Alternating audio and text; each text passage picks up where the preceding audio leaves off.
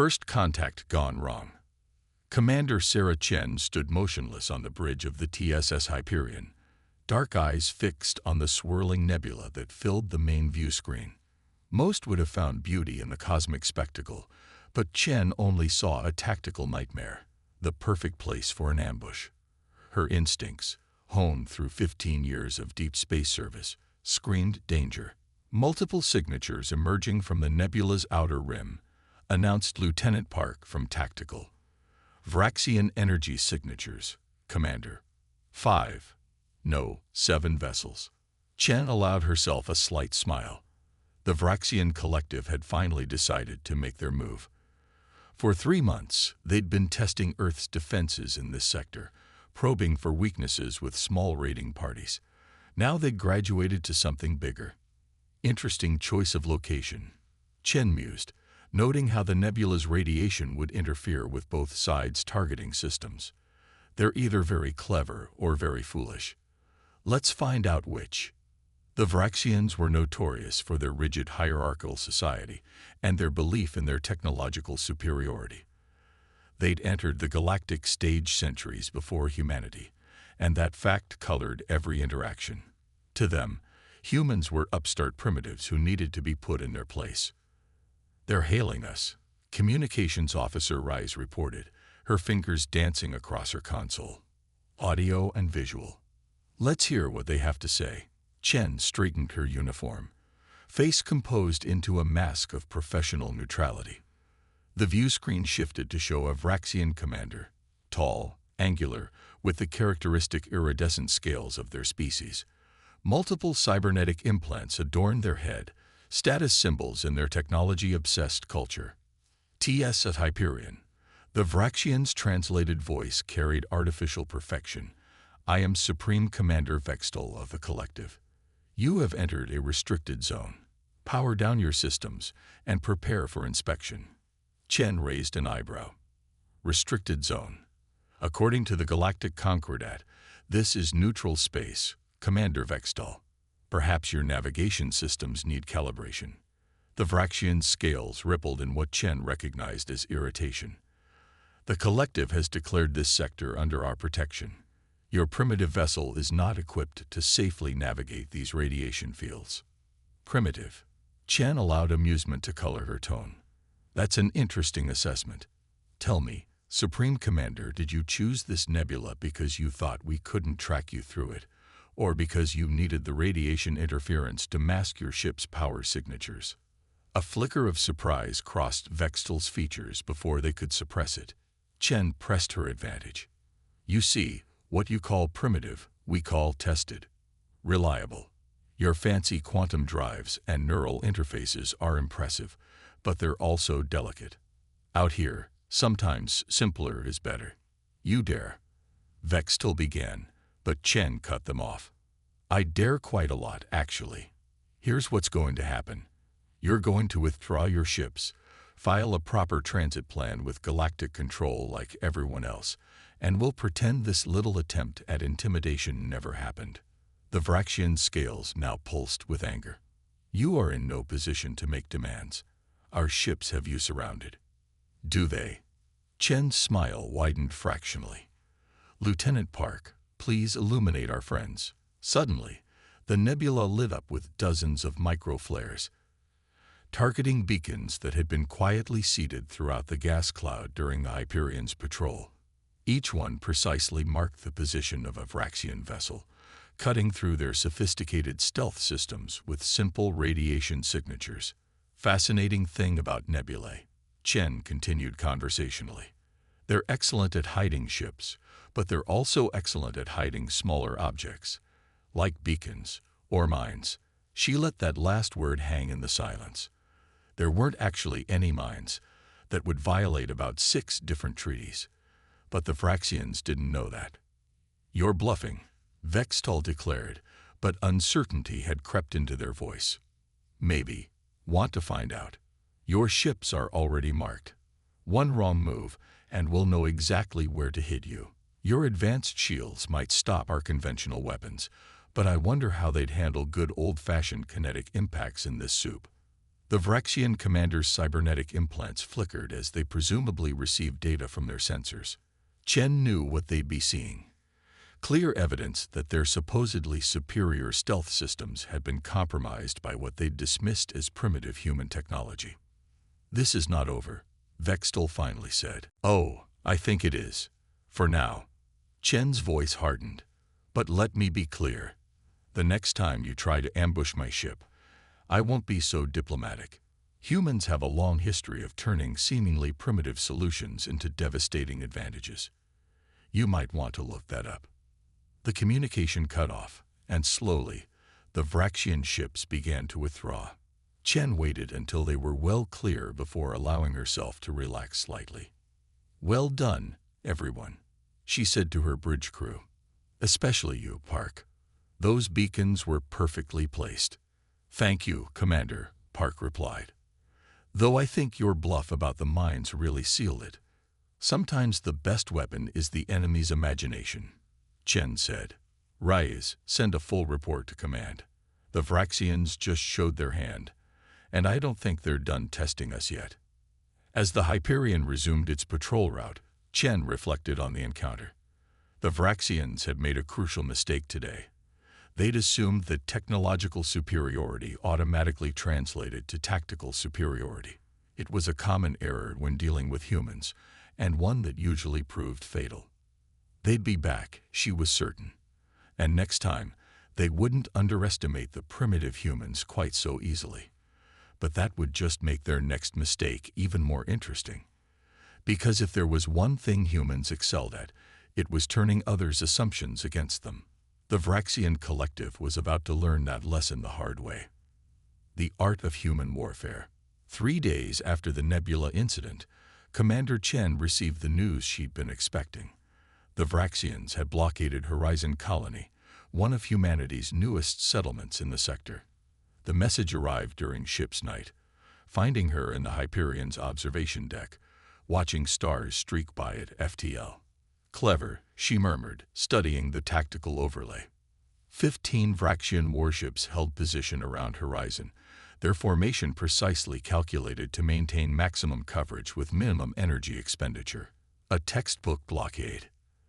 "They're demanding we withdraw all military vessels from the sector," her XO, Commander James Torres, reported. "According to their declaration, they're protecting developing species from harmful influences." Protecting. Chen's laugh held no humor. "They're trying to force a confrontation on their terms. How many civilians on Horizon?" 8,000 colonists. 3 months of supplies under normal conditions. And with a blockade. 4 weeks. Maybe less. Chen nodded, mind already racing through possibilities. The Vraxians expected a direct response, either a retreat that would abandon the colony or a frontal assault that would justify their protective stance. Both options played to their strengths. "Call the senior staff," she ordered. "I want everyone in the tactical room in 20 minutes, and get me a direct line to Horizon's governor." The tactical room buzzed with tension as Chen laid out the situation. Holograms showed the Vraxian fleet positions, their energy signatures pulsing in steady, predictable patterns. "They're running their ships at 90% efficiency," Lieutenant Park noted. "Maximum sustainable output without compromising their systems." "Because they expect a long siege," Chen agreed. "Their entire strategy relies on their superior technology, allowing them to maintain the blockade indefinitely. They think we'll either exhaust ourselves trying to break through or be forced to withdraw." "We can't match them ship for ship," Torres pointed out. "Even with reinforcements, they have us outgunned. Then we won't match them," Chen said simply. "Governor Martinez, how are your people holding up?" The colony governor's hologram flickered slightly. Evidence of the Vraxians' communication interference. "We're maintaining calm for now, Commander. But people are scared. We've got children here, families." "I understand. I need you to start spreading some rumors." Martinez blinked. "Rumors?" "Very specific ones. About emergency supplies running low. About water recyclers failing. Make it believable, but make sure the Vraxians hear it." Understanding dawned in the governor's eyes. Psychological warfare. Something like that. Lieutenant Reyes, how's our signal spoofing program coming along? The communications officer grinned. Ready to deploy, Commander. They'll never know what's real and what's fake.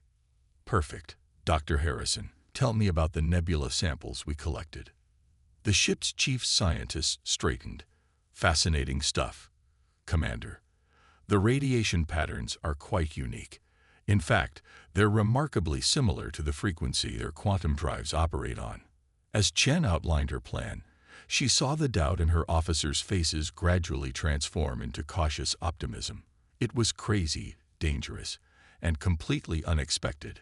Exactly what they needed. Over the next week, the Vraxians' perfect blockade began experiencing anomalies.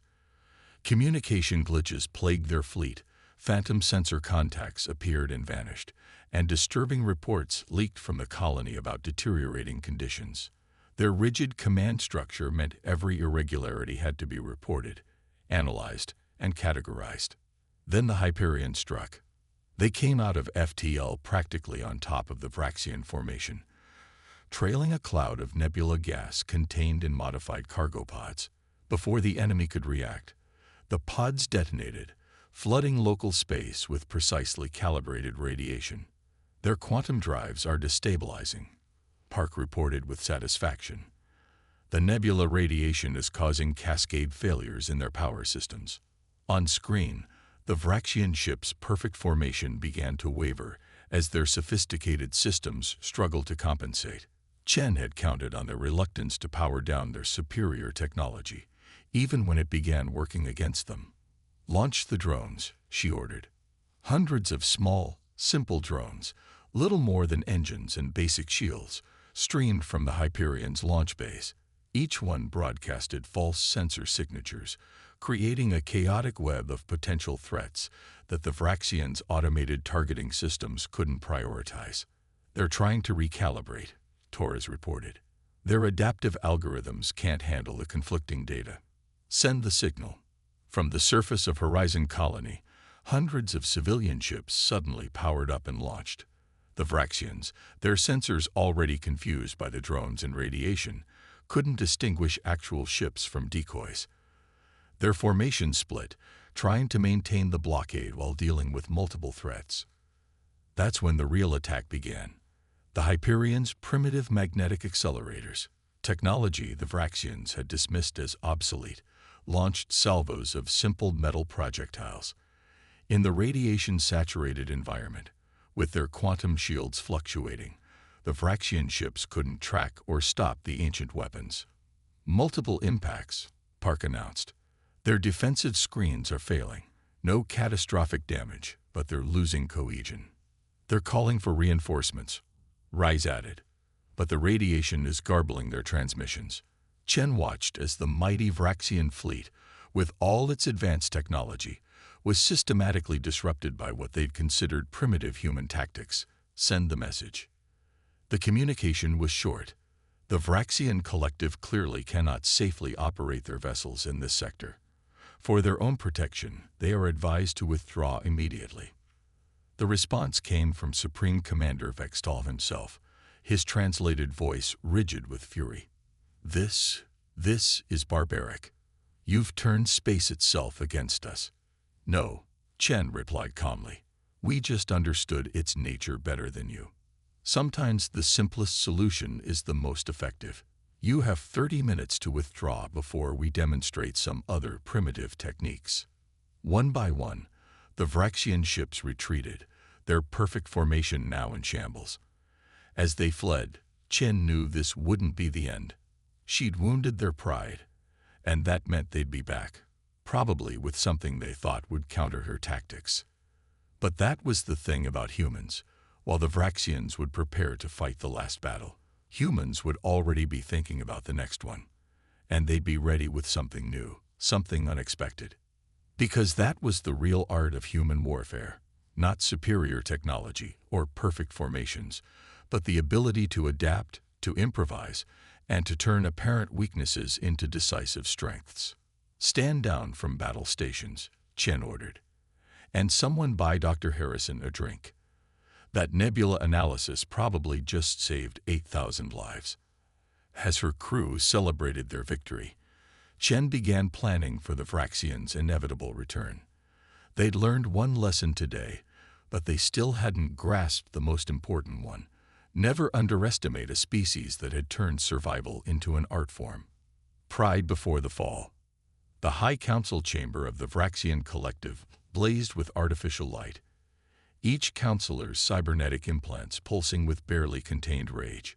Supreme Commander Vextal stood before them, scales dulled with shame as the recordings of their defeat played again. Unacceptable. First speaker Zarix declared, their augmented voice resonating through the chamber.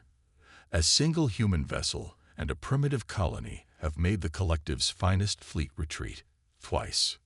They employed unconventional tactics. Vextal responded. Our superior technology was turned against us. Zarix cut them off. While you celebrated our technological advantage, these humans used basic physics and radiation to disable our quantum drives. The Collective's reputation is in tatters. Meanwhile, aboard the Hyperion, Commander Chen was reviewing intelligence reports with growing concern. The Vraxian communication channels had gone silent. Too silent.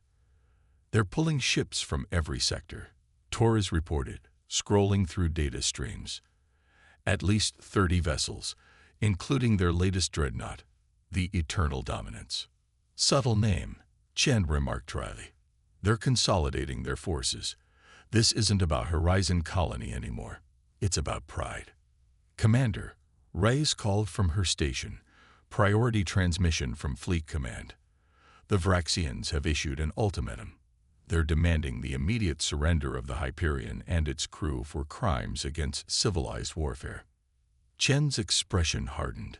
Crimes against civilized warfare. That's rich coming from someone who tried to starve out a civilian colony. She paused, studying the tactical display. They're not just coming after us this time. They want to make an example. Back in the Vraxian Council chamber, a new plan was taking shape. We will show these humans the true meaning of technological superiority, Zarix declared. The Eternal Dominance carries our latest quantum weaponry. Their primitive shields will offer no protection. The radiation tactics they used before, Vextal began, will be useless, another counselor interrupted. We've developed quantum-stabilized shields. Let them try their tricks against pure energy weapons. This time, we will not hold back. The Hyperion spent the next 3 days preparing. Chen knew they couldn't win a direct confrontation against the incoming Vraxian fleet. But then, that had never been her strategy. They're expecting us to run, she told her senior staff, or to try the same tactics as before. Their pride won't let them consider that we might have anticipated their response. The quantum-stabilized shields are a problem, Park admitted. Our previous approach won't work against them. Chen smiled. No, it won't. That's exactly what we want them to think. Dr. Harrison, show them what you found. The scientist projected a complex diagram. The Vraxians' new quantum weapons are impressive, but they're based on a fundamental misunderstanding of human shield technology. They think our shields are primitive because they use different principles than their quantum barriers. Different how? Torres asked. Ours are layered, Harrison explained. Multiple fields operating on different frequencies. Less efficient than their single quantum barrier, but more flexible. And more importantly, adaptable. Chen nodded. They're so focused on overwhelming our shields with pure power, they've forgotten why humans developed this primitive approach in the first place.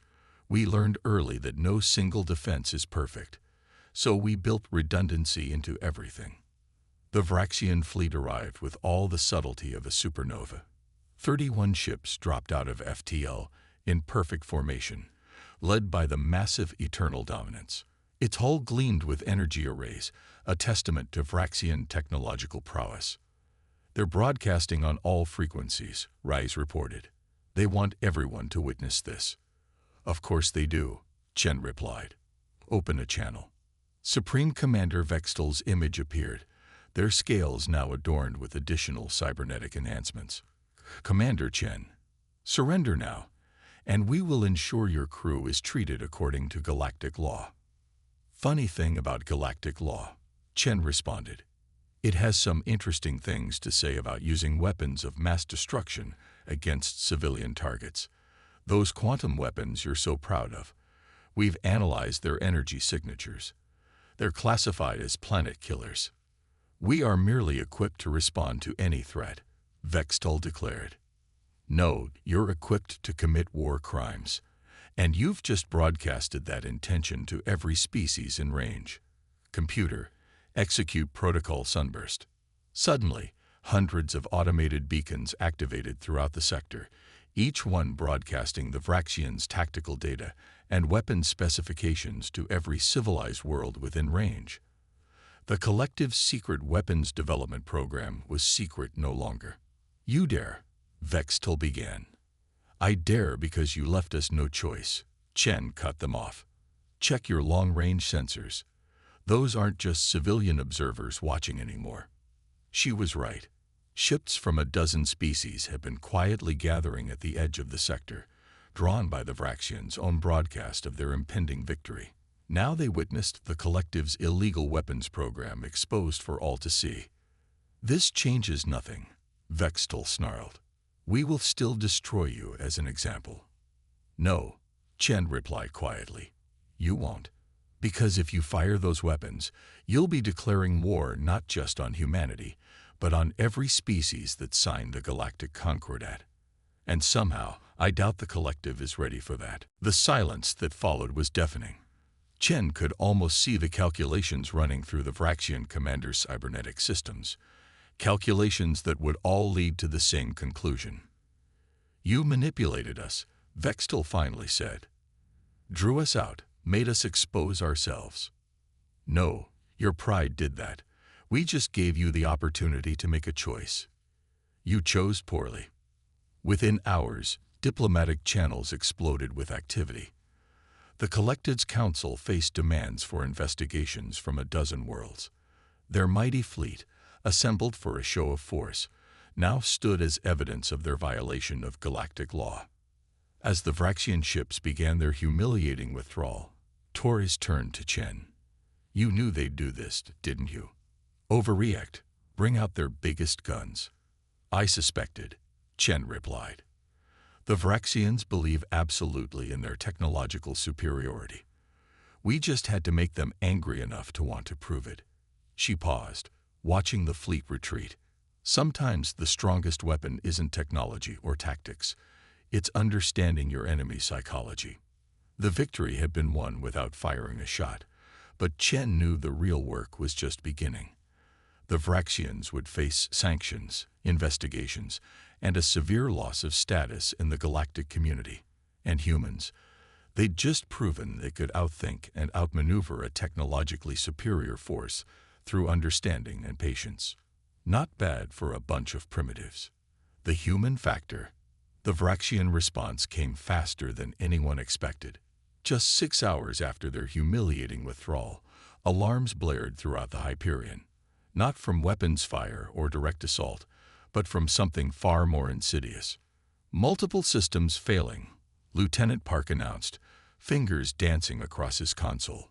Some kind of cyber attack. They're trying to access our core systems through the quantum communication arrays. Commander Chen remained calm, watching as warning lights flickered across the bridge. Right on schedule. Initiate protocol black box. Immediately, the Hyperion's quantum communication system shut down completely. Throughout the ship, crew members switched to analog backups. Technology so old that the Vraxians had dismissed it as decorative. They're broadcasting some kind of signal, Rise reported from her jury-rigged communication station. It's fascinating. They've actually managed to weaponize quantum entanglement principles, trying to prove their technological superiority again, Chen noted. How's our old-fashioned radio holding up? Clear as a bell, Commander. They're so focused on quantum channels, they're not even monitoring standard frequencies. The Vraxian attack had been precisely calculated, designed to disable any ship relying on modern quantum technology. It was elegant, sophisticated, and completely useless against a crew that had trained to operate without it. Message from engineering, Torres reported. Dr. Harrison says they've isolated the attack pattern. She's laughing, Commander. Put her through. Harrison's voice crackled over the analog speaker. Commander, you need to see this. They've created this beautiful, complex quantum virus. It's absolutely brilliant, and completely dependent on their assumption that we rely on quantum systems as much as they do. Can we use it? Oh yes. Harrison's grin was audible. Give me 2 hours. We're going to teach them something about unintended consequences. While the Vraxians celebrated what they thought was a crippling attack on human vessels, the Hyperion's crew worked. They hadn't survived countless conflicts by relying on any single technology. Every crucial system had a backup, and every backup had a backup. It wasn't efficient by Vraxian standards, but it was resilient. They're sending another transmission, Rise announced. Supreme Commander Vextal is demanding our surrender, again. They really do love their demands, Chen mused. Put them on speaker. Analog only. Let them think their attack worked. Vextal's voice filled the bridge, heavy with artificial superiority. Your primitive vessel is now helpless. Your quantum systems are corrupted. Surrender, and we will show mercy. Chen pressed the response button, intentionally adding static to the transmission. This is Commander Chen. We seem to be having some technical difficulties. Could you repeat that? Over. The pause that followed was telling. Finally, Vextal responded, confusion evident in their tone. Your ship should be completely disabled. How are you communicating? Oh, just a little backup system. Something we kept around from our primitive days. Amazing how reliable old technology can be, isn't it? Impossible. Our quantum virus is truly impressive, Chen interrupted. Really, we're quite impressed. Dr. Harrison particularly enjoyed analyzing it. In fact, she's made some improvements you might want to see. Right on cue, Harrison's modified version of the quantum virus launched. But instead of attacking communication systems, it targeted something far more fundamental: the Vraxians' cybernetic implants. The effect was immediate. Across the Vraxian fleet, officers and crew members who had integrated quantum technology into their very bodies suddenly found their enhanced senses going haywire. The rigid hierarchy of their command structure, dependent on instantaneous quantum communication between cybernetically enhanced officers, dissolved into chaos. Status report, Chen ordered. Their fleet formation is breaking down, Park reported with satisfaction. Without their quantum networks, they're having to rely on manual control. They don't seem very practiced at it. Their cybernetic enhancements are feeding them corrupted data, Harrison added over the comm. Nothing dangerous. I made sure of that. But they're getting sensor ghosts, phantom readings. Some of them are probably tasting colors right now. Chen nodded. Send the message. A simple text transmission, sent via old-fashioned radio waves. Quantum technology is impressive, but perhaps some primitive backup systems wouldn't be a bad idea.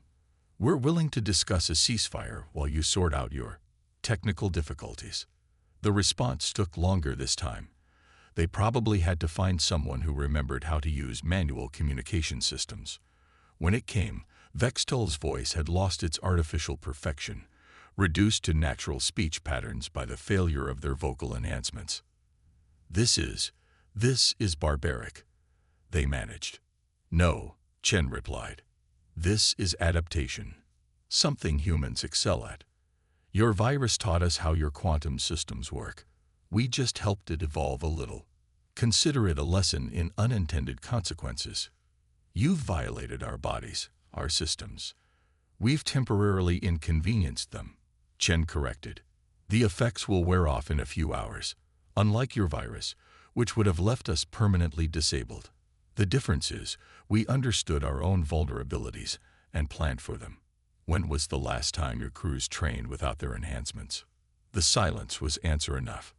Here's what's going to happen, Chen continued. You're going to withdraw your fleet again. Then you're going to spend some time thinking about the difference between technological superiority and actual strength. Because right now, your entire fleet is being held hostage by what you called primitive backup systems. As the Vraxian ships struggled to maintain formation with manual controls, Chen turned to her crew. Send a message to Fleet Command. Tell them the Vraxians might be interested in discussing those sanctions now, and add a suggestion. Perhaps part of any agreement should include mandatory training in non-enhanced operations. You know, Tor has observed, they're going to see this as another humiliation. Good, Chen replied. Maybe this time the lesson will stick.